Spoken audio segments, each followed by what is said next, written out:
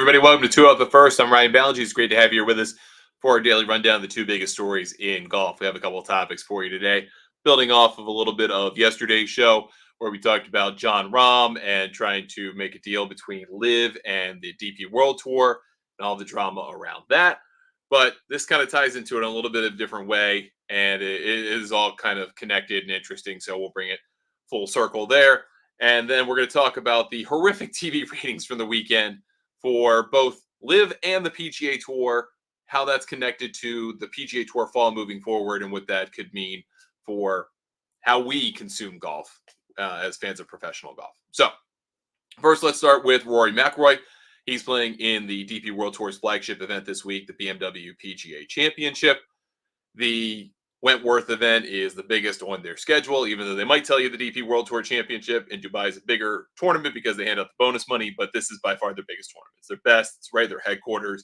McIlroy's building a home, a custom home, not too far away from Wentworth in England. He's moving, at least going to try and have a more of a base in England moving forward than Florida.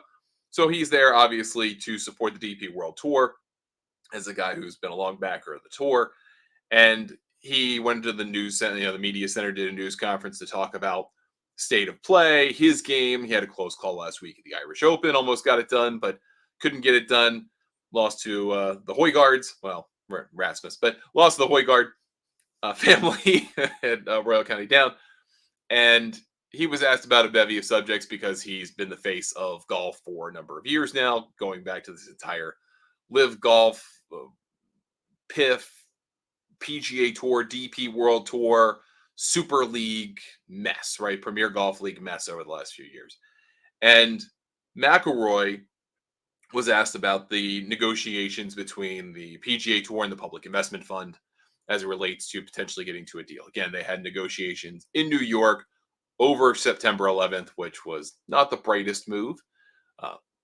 His Excellency, Andrew Waterman / Yasser Al-Rumayyan was not there, but their teams seem to have made progress.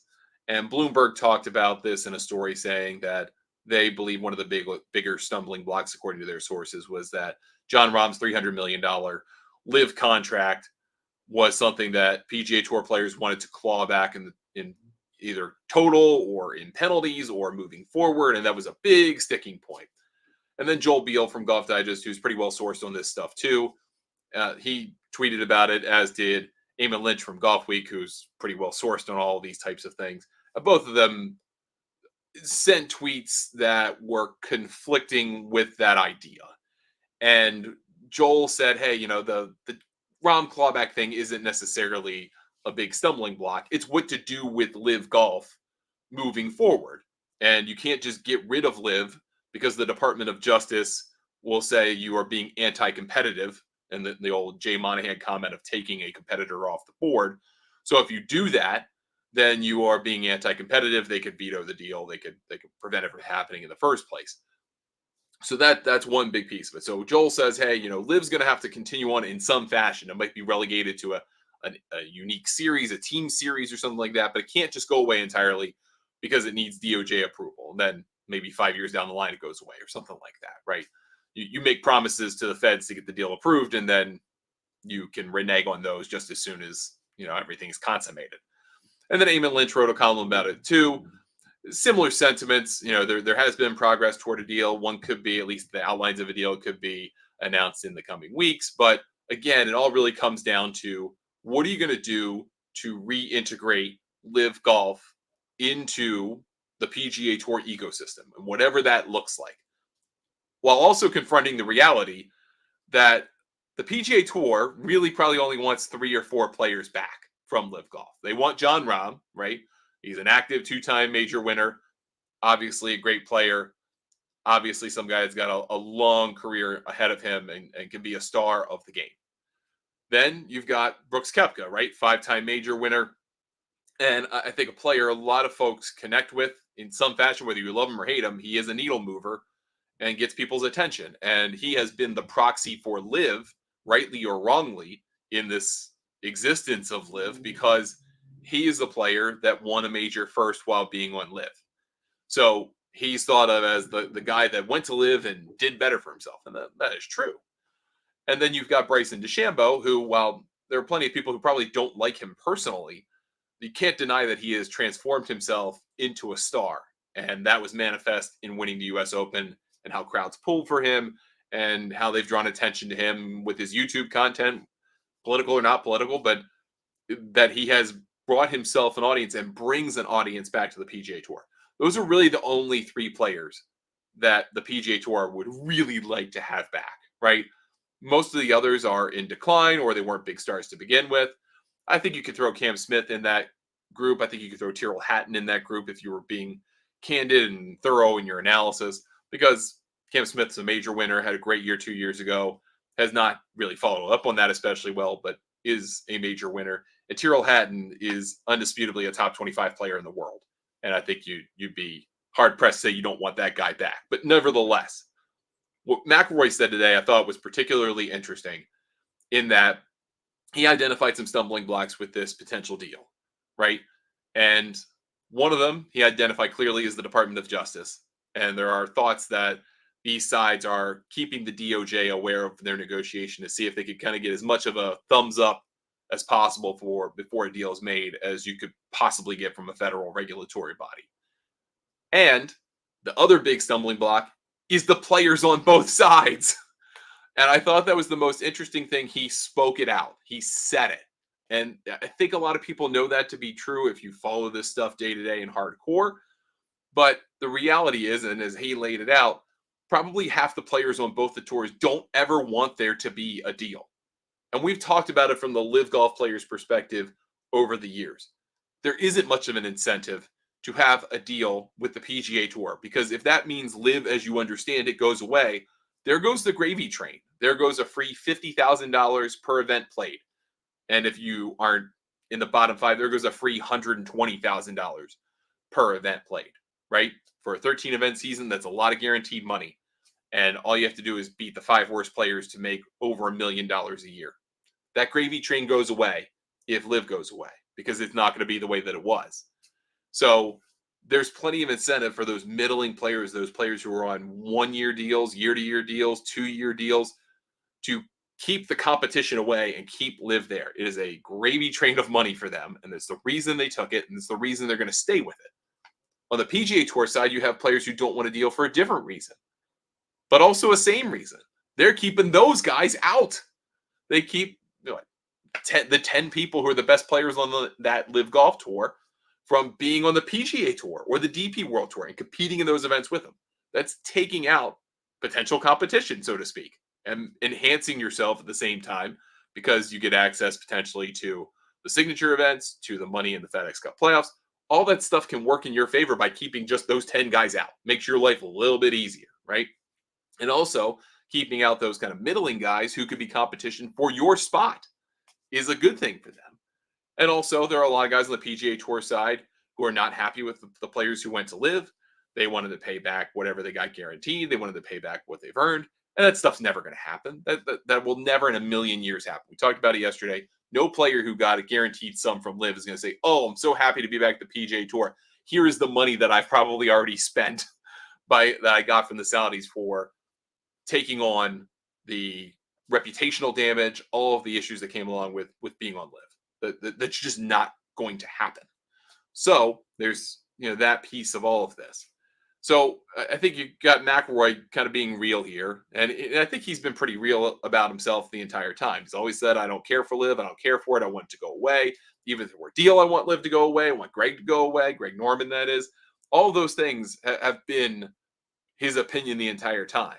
Now, his views on how players might need to be accepted has changed too, because of the reality that the Saudis aren't going anywhere yet, and they've spent billions of dollars, and they intend to spend billions more. So why not spend that money with the PGA Tour? That's his rationalization. And maybe that's how his view has evolved, but he's kind of more or less said the entire time, you want to spend billions of dollars, do it with what we've got. Don't make something new and mess everything up that we've got. So interesting comments from McIlroy. I think that's a pretty fair state of play here in these negotiations. They're inching towards some kind of agreement, but it's really hard to represent the interests of a constituency, especially on the PGA Tour side, because you're representing the players. But it's really hard to represent a constituency when more than half of them arguably don't want the deal you're negotiating in any shape or form. So how are you going to have a happy constituency when you come back to them and half of them automatically say, we don't like it? I mean, that's electoral politics in the United States. You go, okay, well, Donald Trump's president, 50% thumbs down. Kamala Harris is president, 50% thumbs down. I mean, that is where we are in terms of this negotiation. You're guaranteed to have just about half of the people involved unhappy with the result, if there is one, either way. And that's a tough negotiating place for the PGA Tour. That's a tough negotiating place for the Saudis because they know they're not going to be welcomed with open arms from everybody. And that there's a high percentage of PGA Tour players who are just happy enough to say, we've got the strategic sports group money. It could be $3 billion. It's all we need. Let's get out of here and never deal with this again. So very interesting to hear those comments from McIlroy, kind of lay it all bare. And I think he's kind of reached the point where he's very sick of talking about this and just wants something to get done. But he knows there are so many stumbling blocks in making that happen. All right, our second topic today. It's been a rough weekend for golf professionally on television. The numbers came out for the television viewing, the Nielsen figures on TV side for the LIV Golf event in Chicago and for the PGA Tour's kickoff event to the fall, the Pro Court Championship. The numbers on Sunday were extremely bad. So shout out to Josh Carpenter from Sports Business Journal, who shares these ratings every week. Every once in a while you see him from Sports TV ratings, but Josh has been the bellwether, the guy that Bedrock has been showing these over the last several months. There's some issue with Nielsen subscriptions and the sites that have been using it, but Josh has got the numbers. So let's start with LIV. 89,000 folks for the final round. 89,000 folks on the CW on TV in the final round. Now, it was about 40-ish thousand people higher on Saturday. Obviously, once football starts, people become kind of disinterested, and they're going to watch football above all else, right? And so that is kind of to be expected, that you see an enormous drop, 40,000 person drop, 30% drop from Saturday to Sunday, regardless, right? Although college football Saturdays are great too. So maybe not quite the same audience overlap from LIV and the PGA Tour. Maybe people who watch LIV are bigger professional football fans than they are college football fans. I don't know, just guessing at that. But 89,000 is really bad because more people attend a lot of college football games in one spot for 3 hours in an afternoon than in the entire country of 330 million people watch LIV Golf on the CW, which is available at pretty much every home in the United States. That's bad. Somehow, the PGA Tour rating was even lower. 69,000 people for the final round for the Pro Court Championship out in Napa, California. That is a 77% drop from last year's final round when Sahith Theegala won what was then a different tournament known as the Fortinet Championship. Still same venue, same kickoff to the fall season. But the numbers of a 77% drop seem so much more jarring. And frankly, they are compared to LIV's numbers, which we know are kind of hovering in the 130 to 50,000 range on a good round and closer to the 100,000 range on a not so good round, not so football influenced round. So we know what LIV's ratings are. We know what they are. We know what it brings to the table or doesn't bring to the table. We know that the folks who watch LIV and are big cheerleaders of on social media go, but we only watch it on the app. So you're very dramatically undercounting our audience. And maybe all of that's true. I doubt it. But also on the PGA Tour side, they have plenty of streaming options, right? They've got PGA Tour-LIV with ESPN Plus included, and a lot of people have ESPN Plus, not just for golf, but for everything. And then also there's the international streaming stuff that's available too through, Golf TV. So there are a bunch of different options available for streaming for the PGA Tour. We never hear those numbers either. But 69,000 compared to like 278,000 or whatever it was, 298,000 the year before is very bad. And there is some context to include to that, right? That Sahith Theegala was going for his first win. He is a popular player. He had some competition. He had 4 to 5 challengers that made the final round interesting. That wasn't really the case for Patton Kizzire, who was well ahead going into the final round. No one was even within 5 shots very early on Sunday. It was kind of a cakewalk, even though it got a little tight there, but he walked away in the end with a pretty easy victory for his first win, 6 years, something like that on the PGA Tour. Third win, great for Patton Kizzire. but blowouts don't do well. And as I mentioned on Twitter too, um, I forget who I responded to, but when you have a blowout, typically on a PGA Tour event, you lose kind of 15-20% of your audience right off the bat. They want to see something close. They don't want to see a crowning or a runaway, typically speaking. So ratings go down when those things happen.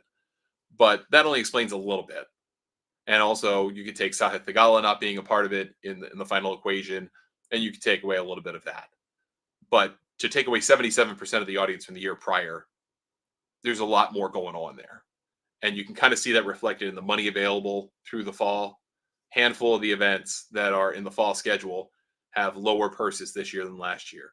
And this one is the most dramatic cut of them all. About a $2.5 million cut in purse from the year prior when Fortinet was the sponsor to Procore now being the sponsor, which they got installed as the sponsor in July. And they put up a $6 million purse compared to like 8.3 million last year. This is the future of the fall. This is the reality of the fall. And this is the reality of the fall as it was before it became part of the wraparound schedule. And even, frankly, as part of it.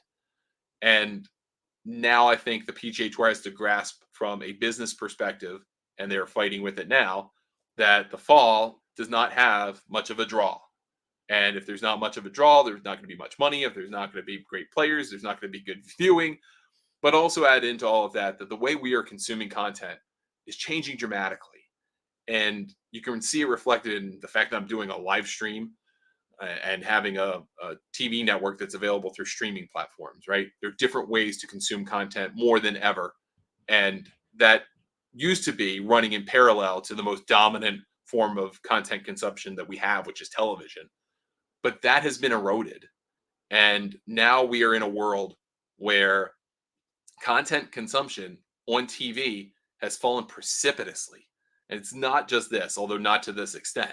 But if you look at the TV ratings for any given night of the week, and I know that's very nerdy stuff to do, but if you go and look at it, the winning broadcast on a night is like 4 million people. And years ago used to be even as high, like 8 million. Within my adult lifetime, it used to be like 10, 12 million. Back when I was a kid, it used to be like 20 million people watched the show. That was a big deal on network TV. Now, with all of the options available, with younger generations rejecting TV, especially paid subscription TV, there are just fewer people who can watch this stuff or are willing to watch this stuff. And that comes at the expense of golf because there are fewer people who are paying for cable TV and satellite TV and streaming TV packages that have Golf Channel. And that distribution has gone down dramatically. So it reduces your available audience. Then add in the fact that golf's audience tends to be older. Those people are less likely to follow Golf Channel to whatever the next technology is. So if they cut the cord and get rid of cable, they're not going to find Golf Channel. And if the event is not on network TV, they're not finding it. And I think that's a big problem for the PGA Tour's viewership figures, but it's an equally big problem for the rights owner who has to pay hundreds of millions of dollars to the PGA Tour for a product that has changed rapidly in the last several years and doesn't give them the same pop that they had even just a few years ago. They're effectively just bleeding money to have the fall portion of the PGA Tour schedule on Golf Channel. And I don't say this with joy or fun or anything. It stinks. It stinks for them. It's going to have a trickle-down effect on their business. It's going to have a trickle-down effect on a lot of different things and people that rely on this. And this is an unintended consequence of everything that has happened the last several years, that people lose their jobs, livelihoods, budgets get cut, things that were going well don't go well anymore. It's a problem, and it's not a good one to have. There are some good problems to have. This is not a good one to have, and it's unfortunate that this is the reality. One final thing before we go today, and thanks for watching. I appreciate it. There's an interesting story from Ryan French at Monday Q Info, and you should subscribe to his site. He's great, mondayqinfo.com. Has like 200,000 followers on X. Tells some awesome, incredible stories. But he is in Cincinnati this week to caddy for the LPGA Tour's Kroger Queen City Championship. He's caddying with Christina Kim. I've had the pleasure of getting to know over the years. And one thing he pointed out that was very interesting to me was that the yardage book situation in Cincinnati is not great. The yardage books that are made available at tournaments they're made available for the course hosting that week. We have a new course this year hosting this event, TPC Rivers Bend, instead of the prior host. And the problem with that is they've run out of yardage books early on in the week. And so caddies weren't able to get yardage books universally for players. And that means delaying their preparations for a day, their note taking, extending that by a day. This is a tough situation. It's something that can be remedied with a sponsor, can be remedied with I guess, a better relationship with the yardage book makers. But I was really disappointed to hear that. So I'm hoping that in this universe, someone sees Ryan's reporting or hears this conversation and maybe can step up and offer yardage books, even digital yardage books would be better. And that simple app development, and maybe that's the way that this goes. Get digital yardage books in front of caddies so they can at least on their phones use a stylus and write notes and put it in a digital yardage book. Free business idea to anyone who wants it, but unfortunate that it came to that so far early this week in Cincinnati. That's going to do it for us today on the show. Thanks so much for spending some time with me. I appreciate it. We will be back tomorrow with another show. And you can catch the show every day on Golf News Net TV. Head over to golfnewsnet.com. Click on the GNN TV button. You can watch unabated in beautiful full screen view over there at golfnewsnet.com, or you can find it on every single article on our site. And we'll have more news in the coming weeks as we get connected to more of our streaming partner platforms. Lots to come on that front. Thanks so much for watching 2 Out the First. We will be with you tomorrow.